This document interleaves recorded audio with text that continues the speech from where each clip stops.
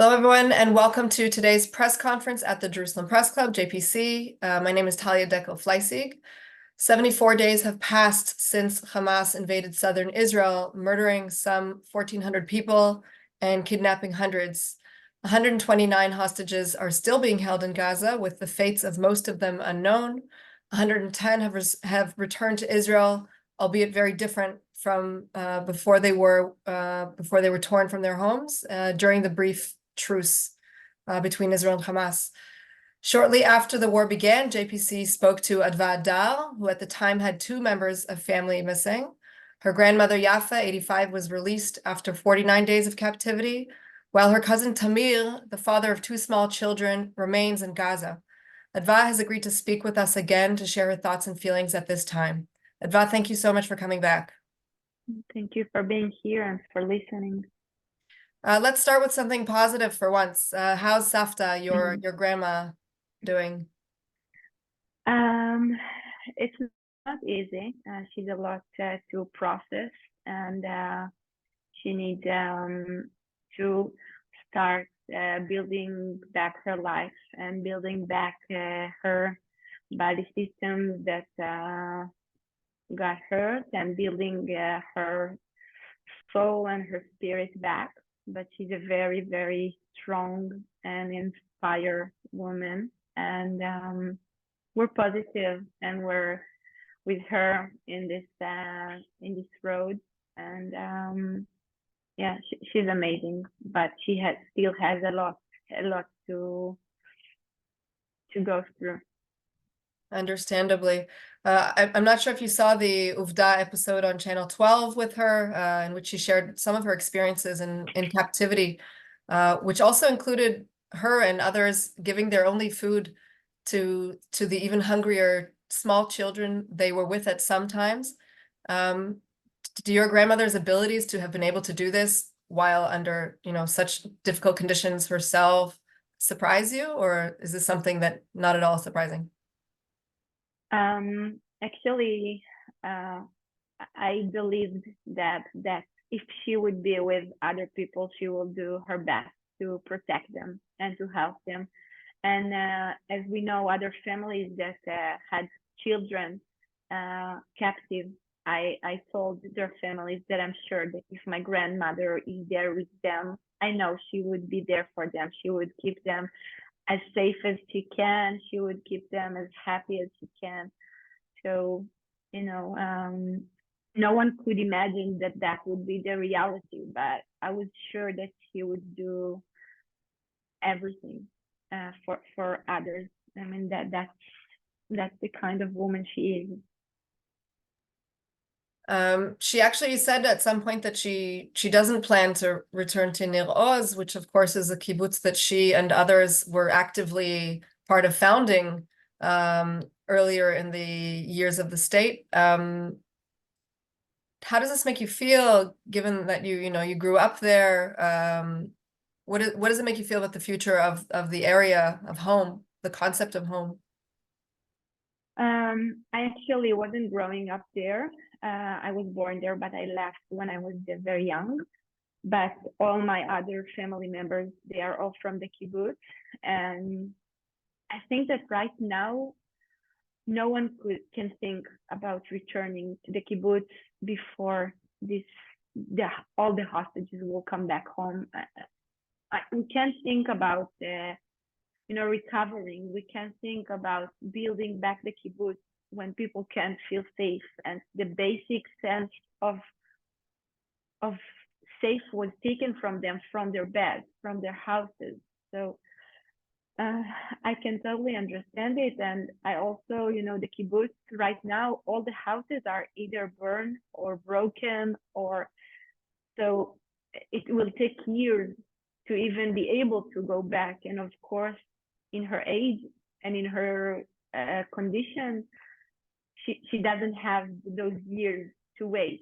She needs a permanent place to settle down, to feel home. And it's a basic need, I think.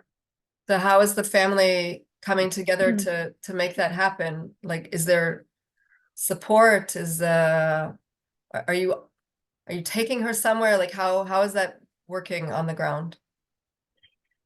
So she was in a hotel until the beginning of this week, and she moved right now to a more permanent place. I don't know how you say it. It's like an elder home. I explained it Yeah, last yeah. time. A retirement village is the PC term. Okay. So she moved here the beginning of the week, and it's still very new, and it's very different from the view that she had in her house, and it's very different from you know the house itself, the place that she had all her memories, where she grew her kids, where we came to visit. I mean, so I think one of the first things that she said when she came back, the first hours, she knew that the kibbutz was completely destroyed. And she said, I can't believe I have to, in my age, I have to start over.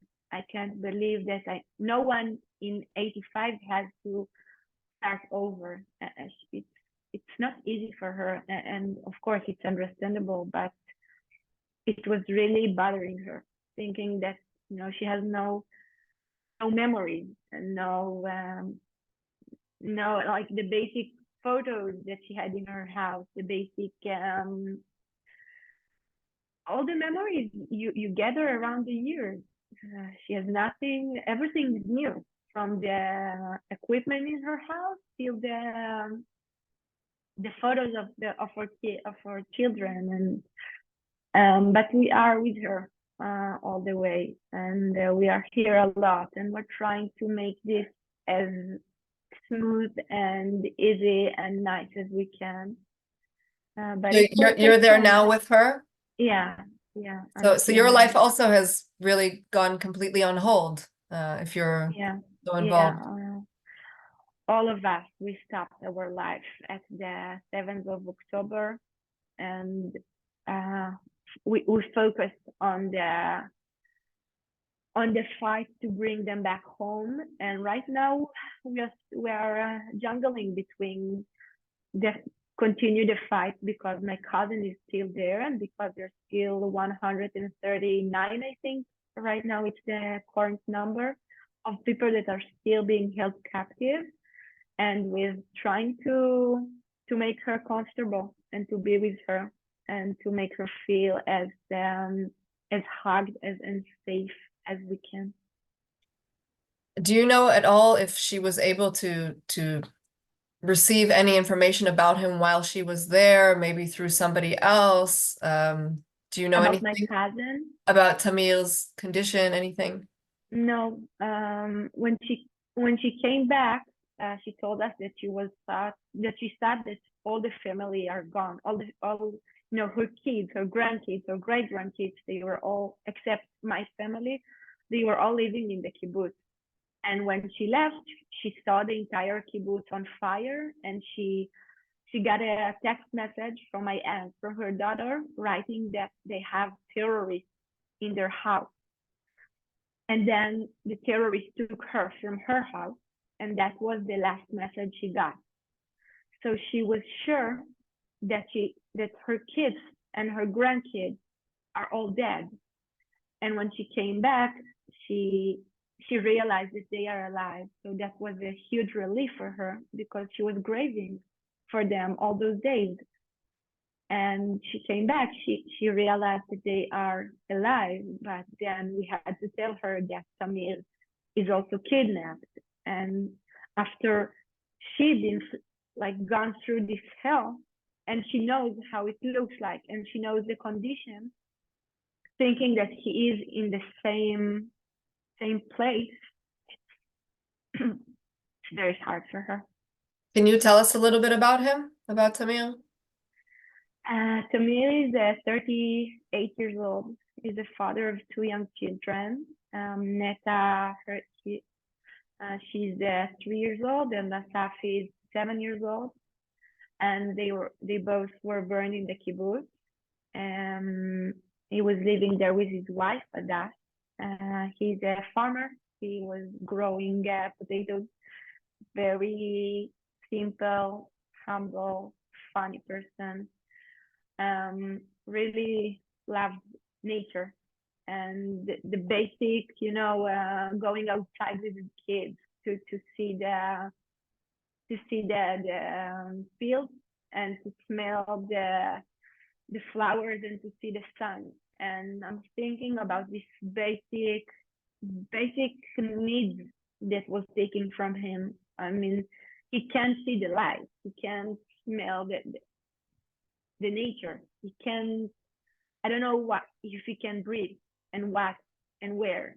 So it's not even about, it's about his basic needs that I know that was taken from him. And that, I think it's one of the hardest things. That I know that he needs it. He needs it for his soul. I'll just remind journalists that they can send questions to the Q&A section, not to the chat box.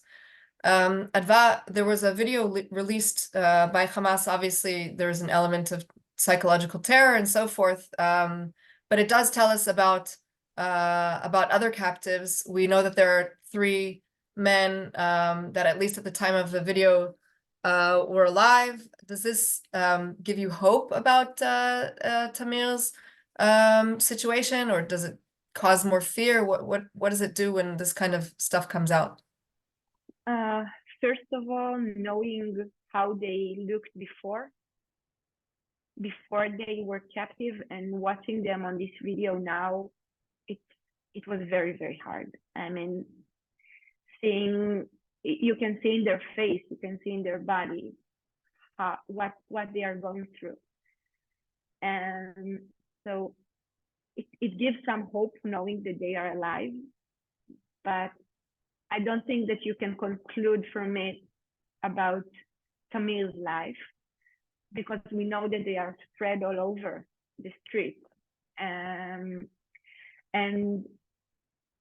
it does give a lot of indication about what those 73 or 4 days has done to those people. And I'm thinking about their age, and I'm thinking about my grandmother in this condition, in this situation, and what it is for her to recover now, and they are still there 20 more days, and it doesn't seem like any end is near. I don't know, how can we continue live this hell? How can they continue live this hell?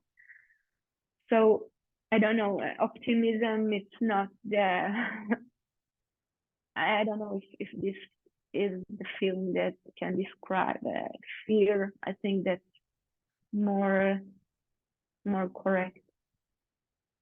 And do you know maybe what has been told to his children who are waiting for him at home, what they know? Or Tamir's children, yeah, they've been in the kibbutz when Tamir was kidnapped. He left them in the shelter with his wife, and he went to try to protect his community. For many hours, there were no one to do that except of the people that lived in the kibbutz. The IDF got into the kibbutz very late, and no one else could do that except of them. And so he left them, risking his life, and he went to protect the community, protect his family. And unfortunately, in their young age, they understand. They understand because they've been there. They understand because the terrorists got into their house many times, trying to kidnap them as well. They understand because 25% of the same kibbutz are either kidnapped or dead. So all their friends, someone from their family, are either dead or kidnapped. And in their young age, they had to realize that the world is not safe for them, and they are waiting. It's not easy for them, but they are waiting and praying. And well, we all are. Yeah. Adva, you were one of the first really to from the families to speak outwards, to speak to the world, to give interviews to the world press. Is this something that you think has been helpful over time? Do you feel like people are willing to listen to your story? And I'll add a follow-up question. If there's something that you want to leave us with, any message that you would like to keep being reiterated to the rest of the world? I can't know for sure if it helps, but I feel that it does. I feel that when you hear the stories of the people, the kidnappings, when you hear that they are real people, with real families, with real emotions, when you put those stories together with the pictures, you can't deny what happened here. You can't let it get off their stories. You can't let it drop the news. You can't let it stays in your heart. I want to believe so. And when everything started, I told myself that my mission is that anyone across the world will know my family, will know my grandmother, will know my cousin, will know that we need to bring them back home, because they will hear their stories, because they will know that they are real people and not something that you can justify, or something that you can find any excuse to. And I want to believe that it helps. I want to believe that people does understand across the world better about the situation here. But I also want to say that I think that after the first deal, after the 70 people came back, it feels like the international community wants to move on. It feels like people want to cover it less, and they want to, like, they are done about hearing the sad stories. They want to continue their life, and we can't let it happen. We can't let it drop the news. We can't let anyone think or forget that there are still 139 people held captive in Gaza in a very, very terrible situation, physically, mentally, with no basic human needs given to them. And I want to ask anyone that hears me, don't let it drop the news. Don't stop covering it. Don't let people think that there's any justification and any other option but bringing everyone back home. We need to do it urgently. We need to pressure. And I do think that the international community and the press has a huge part in this. We need to make sure that the Hamas leadership will understand that there's no other option. No other option. The hostages has to come back home alive. And every day we are hearing about someone else that was murdered, was taken alive, living his life, and murdered, being held hostage.